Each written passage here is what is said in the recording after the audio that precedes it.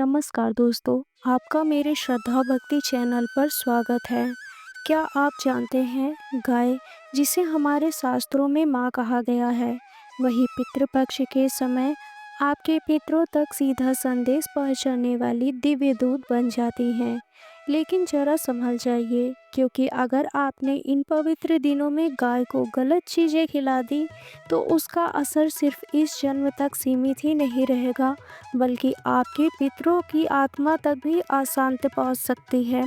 जी हाँ, ये बात सुनकर आपके शायद रोंगटे खड़े हो जाएं, क्योंकि जिस गाय को देवताओं और का वाहन और धरती पर देवी का रूप कहा जाता है, उसे अपवित्र या निषिद्ध आहार देने का मतलब है अपने ही पितरों को दुख पहुंचाना।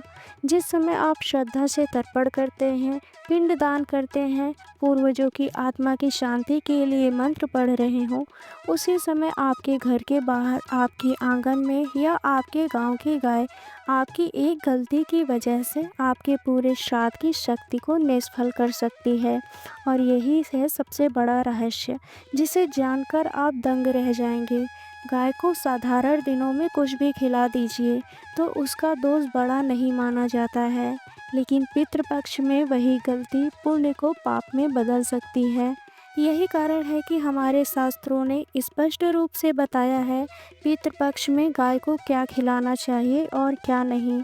और अगर आपने ये चेतावनी अनसुनी कर दी तो यकीन मानिए आपको जीवन भर पछताना पड़ेगा, क्योंकि गाय सिर्फ आपके लिए भोजन ग्रहण नहीं करती, बल्कि हर आपके पितरों तक पहुंचाती है बातों को। क्योंकि साधारण दिनों में तो गाय को खिलाना पुण्य का काम है, लेकिन पितृपक्ष के दिनों में वही काम आपके पितरों की आत्मा को तृप्त करने वाला सबसे बड़ा उपाय बन जाता है।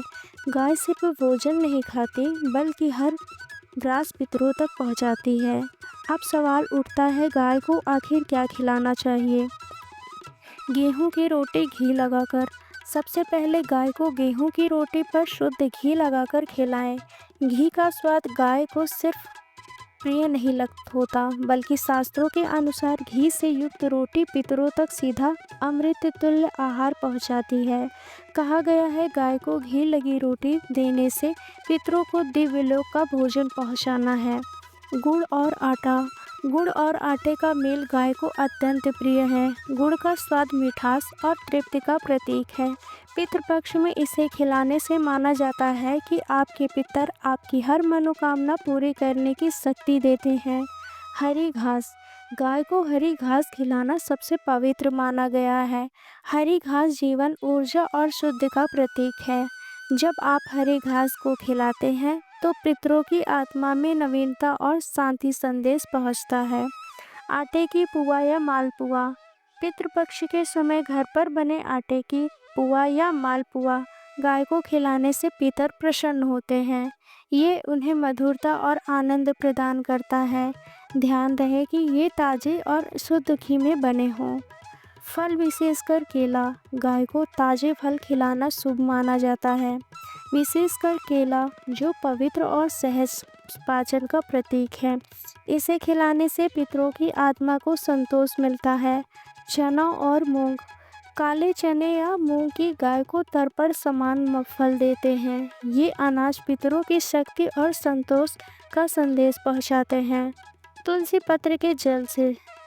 गाय को जल अवश्य अर्पित करें। अगर संभव हो तो जल में तुलसी पत्र डालकर पिलाएं। शास्त्रों में कहा गया है, तुलसी के संग अर्पित जल पितरों के पापों को हर लेता है।